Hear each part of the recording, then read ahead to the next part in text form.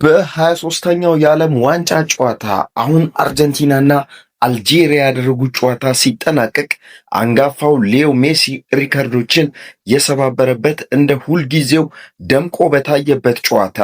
በምድብ 10 የሚገኙት አርጀንቲናን ከአልጄሪያ ጋር ያገናኘው ጨዋታ በአርጀንቲና አሸናፊነት ሲጠናቀቅ ለአርጀንቲና የድል ጎሎቹን ማስቆጠር የቻለው ሁለቱ ሀገራት ባደረጉት ጨዋታ ጎሎቹን ማስቆጠር የቻለው ሊዮን ሜሲ ሶስቱንም ጎሎች ሲያስቆጥር በ17ኛው ደቂቃ ከሮድሪጎ ዲፖል የደረሰውን ኳስ ሊዮኔል አንድሪያስ ሜሲ ወደ ጎልነት በመቀየር አርጀንቲናን መሪ ሲያደርጋት ከረፍት መልስ በ60ኛው ደቂቃ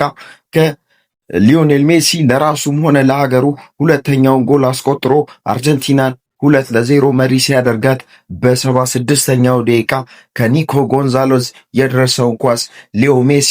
ለራሱም ለሀገሩም ሶስተኛ ጎል አስቆጥሮ ሃትሪክ በመስራት አርጀንቲናን ለድል አብቅቷታል። ሊዮ ሜሲ በጨዋታው 3 ጎል ማስቆጠሩን ተከትሎ በዓለም ዋንጫ መድረክ ከ2006 ጀምሮ እንደ አውሮፓውያን አቆጣጠር ጊዜ ጀምሮ 16ኛ ጎሉን በማስቆጠር በጀርመናዊ ሚሎስላቭ ክሎዝ ተይዞ የነበረውን የዓለም ዋንጫ የምንጊዜም ከፍተኛ ግብ አስቆጣሪነት ሪከርድን በኩል 16 ጎሎች መጋራት ችሏል። ሌላው ሪከርድ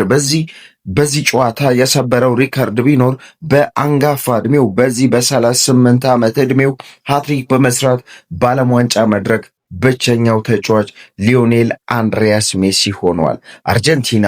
በ2022 የዓለም ዋንጫ ሻምፒዮን መሆኗ ሲታወስ በዘንድሮ የ23ኛው የዓለም ዋንጫ የመጀመሪያ የምድብ ዋን ጨዋታ የአፍሪካ ተወካዩን አልጄሪያን በሊዮኔል አንድሪያስ ሜሲ በመታተኛው ሜቲ ዕድሜ ቁጥር በሆነበት ዕድሜ ምን እንደሆነ ባሳየበት ጨዋታ ሊዮ ሜሲ የጨዋታው ኮከብ ሆኖ ሃትሪክ ሰርቶ ጨዋታውን ጨርሷል። አርጀንቲና ዘንድሮስ ዋንጫውን ታሳካ ይሆን? የዛሬን እዚህ ጋር አበቃን። ዋዛ የስፖርቱ መዓዛ